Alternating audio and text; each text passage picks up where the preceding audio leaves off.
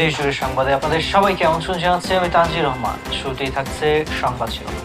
বিএনপির কার্যালয় নিয়ে পুলিশ অনেক নাটক করেছে বলে মন্তব্য করেছে দলটির সিনিয়র যুগ্ম মহাসচিব রুহুল কবির রিজভী। 2 মাস 14 দিন পর বৃহস্পতিবার সকালে নয়াপল্টনে দলের কেন্দ্রীয় কার্যালয়ে প্রবেশের সময় তিনি এই মন্তব্য করেন।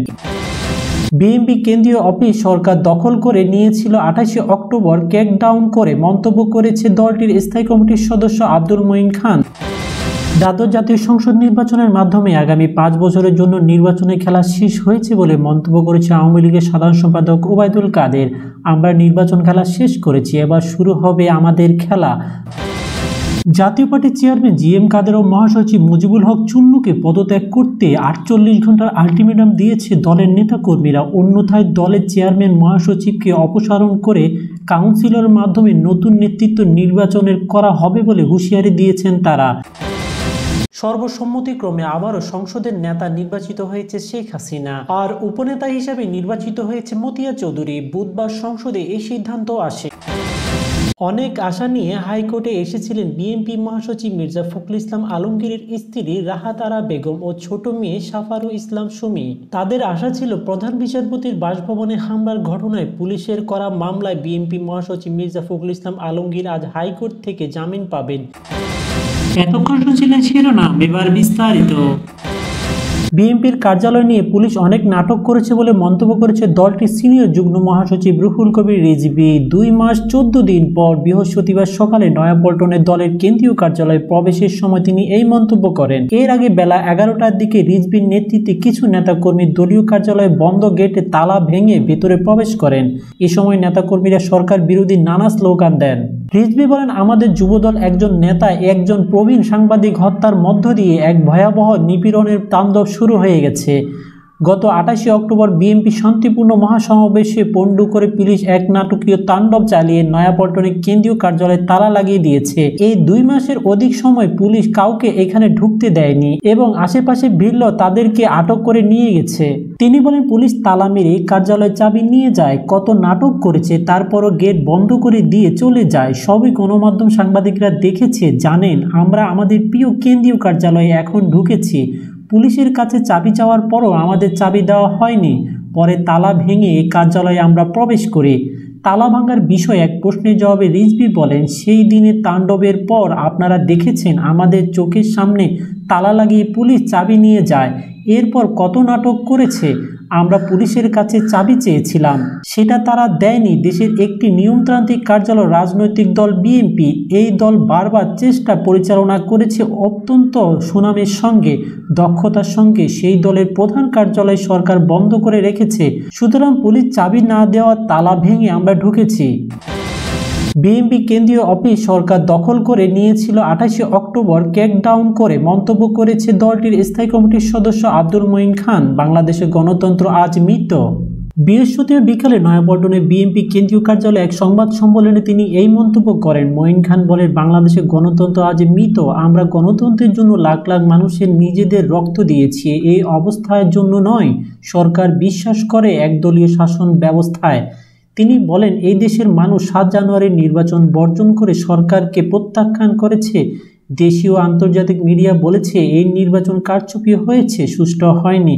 অনেক সংস্থা বলেছে নির্বাচন সুষ্ঠু ও লেভেল প্লেইং ফিল্ড ছিল না। সাজানো নাটক করে নির্বাচনের আবহাওয়া তৈরি করেছে, তা বিশ্বাস প্রমাণিত হয়েছে। দ্বাদশ জাতীয় সংসদ নির্বাচনের মাধ্যমে আগামী 5 বছরের জন্য নির্বাচনের খেলা শেষ হয়েছে বলে মন্তব্য করেছে আওয়ামী লীগের সাধারণ সম্পাদক ওবায়দুল কাদের। আমরা নির্বাচন খেলা শেষ করেছি, এবার শুরু হবে আমাদের খেলা। আমরা এক নতুন খেলায় নেমেছি। তিনি আজ সরোয়ার্দী উদ্যানে বঙ্গবন্ধু স্বদেশ প্রত্যাবর্তন দিবস উপলক্ষে আয়োজিত আওয়ামী লীগের জনসভায় এসব কথা বলেন। নতুন খেলার ব্যাখ্যা দিতে গিয়ে ওবায়দুল কাদের বলেন, এখন খেলা হবে রাজনীতিক খেলা, এখন খেলা হবে সাম্প্রদায়িকের বিরুদ্ধে, জঙ্গিবাদের বিরুদ্ধে। এবার খেলা হবে দুর্নীতিবাজদের বিরুদ্ধে। এবার খেলা হবে সন্ত্রাস, অগ্নিসন্ত্রাসের বিরুদ্ধে। তিনি বলেন, 7 জানুয়ারির নির্বাচন প্রমাণ হয়েছে বিএনপি ভুয়া, তাদের একদফা ভুয়া। বিএনপি বর্তমান ভুয়া, ভবিষ্যৎ ভুয়া। তাদের কোনো ভবিষ্যৎ নেই, চারদিকে শুধু অন্ধকার।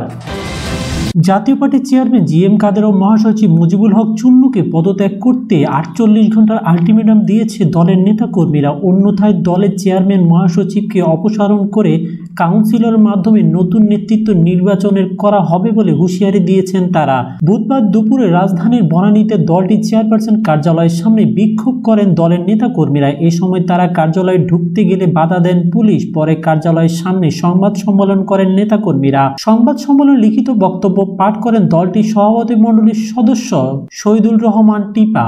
লিখিত বক্তব্যে শহীদুর রহমান টেপা বলেন, আমরা আশা করছি জাতীয় পার্টিকে এতটা বিপর্যয়ের মধ্যে ফেলে দেওয়া এবং নির্বাচনে ভরাডুবির দায়িত্ব নিয়ে পার্টি চেয়ারম্যান ও মহাসচিব পদত্যাগ করে তাদের সম্মান রক্ষা করবেন, কিন্তু সে বোধোদয়তা তাদের হয়নি। আমরা পার্টির সর্বস্তরের নেতাকর্মীরা মনোভাবে জানতে পেরেছি। সর্বসম্মতিক্রমে আবারও সংসদের নেতা নির্বাচিত হয়েছে শেখ হাসিনা আর উপনেতা হিসেবে নির্বাচিত হয়েছে মতিয়া চৌধুরী। বুধবার সংসদে এই সিদ্ধান্ত আসে। এর আগে সকাল 10টায় জাতীয় সংসদ ভবনে শপথ কক্ষে দ্বাদশ জাতীয় সংসদ নবনির্বাচিত সংসদ সদস্যরা শপথ গ্রহণ করেন। তাদের শপথ পাঠ করান স্পিকার ডাক্তার শিরিন শারমিন চৌধুরী। অন্য সংসদ সদস্যদের শপথের আগে বিধি অনুযায়ী নতুন সংসদ সদস্য হিসাবে প্রথমে শিরিন শারমিন নিজেই শপথ নেন। এরপর বেলা 11টায় স্বতন্ত্র সংসদ সদস্যরা শপথ নেন। বেলা 12টায় জাতীয় পার্টি ও অন্য দল থেকে নির্বাচিত সংসদ সদস্যরা শপথ নেন। নিয়ম অনুযায়ী শপথ গ্রহণের পরই নবনির্বাচিত সংসদ সদস্যরা কার্যকর ভার গ্রহণ করবেন। আইন অনুযায়ী সংসদ নির্বাচনে কেউ নির্বাচিত হওয়ার পর সংসদের প্রথম বৈঠকের তারিখ থেকে 90 দিনের মধ্যে শপথ না নিলে তার পদ শূন্য হবে। তবে ওই 90 দিনের মেয়াদ শেষ হওয়ার আগে স্পিকার যথার্থ কারণ তার বাড়াতে পারে। অনেক আশা নিয়ে হাইকোর্টে এসেছিলেন বিএনপি মহাসচিব মির্জা ফখরুল ইসলাম আলমগীরের স্ত্রী রাহাত আরা বেগম ও ছোট মেয়ে সাফারু ইসলাম সুমি। তাদের আশা ছিল প্রধান বিচারপতির বাসভবনে হামলার ঘটনায় পুলিশের করা মামলায় বিএনপি মহাসচিব মির্জা ফখরুল ইসলাম আলমগীর আজ হাইকোর্ট থেকে জামিন পাবেন।